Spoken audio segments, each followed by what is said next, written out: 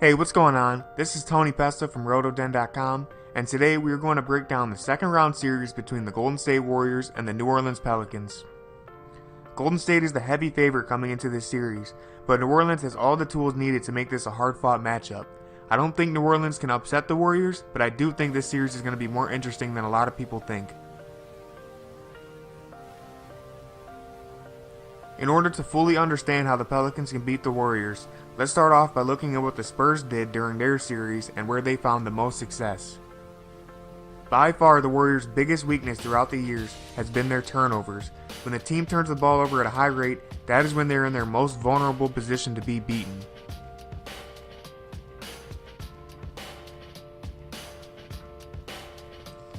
In Game 4 versus the Spurs, the Warriors had a series-high 16 turnovers, and it was also the only game that they lost in this series. Some of the turnovers were unforced errors, but there is one thing the Spurs did to ensure they would disrupt the Warriors' offense. Take a look at this pick and roll by Kevin Durant.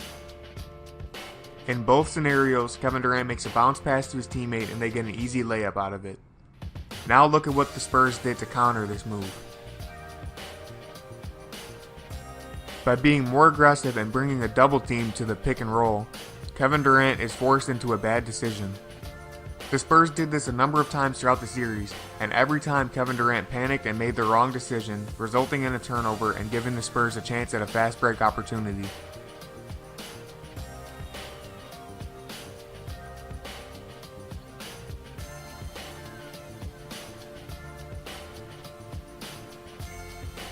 Now let's take a look at how the Pelicans managed to slow down the all-star backcourt of CJ McCollum and Damian Lillard.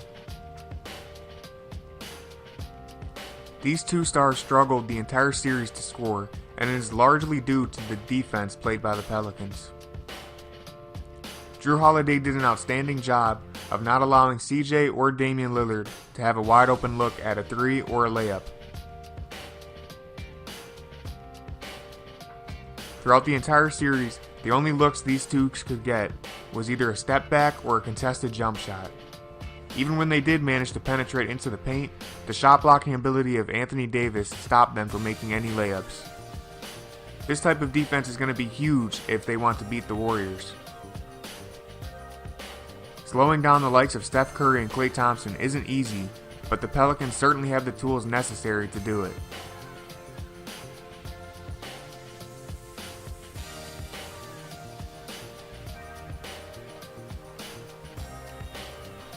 Defense wasn't the only reason the Pelicans were able to sweep the Blazers. Take a look at their spacing on all of these offensive plays. The Pelicans stretched the floor out completely and allowed their shooters to shoot. This also frees up lanes for players like Rajon Rondo and Jrue Holiday to drive in and make a play for others.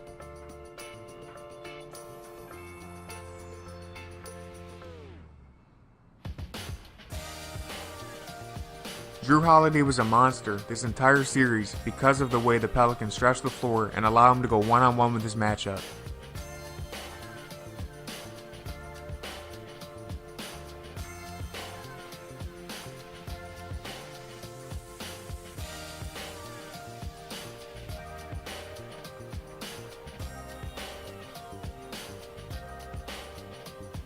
Now throw in a player with the offensive capabilities of Anthony Davis, and the Warriors are going to have a huge problem on their hands.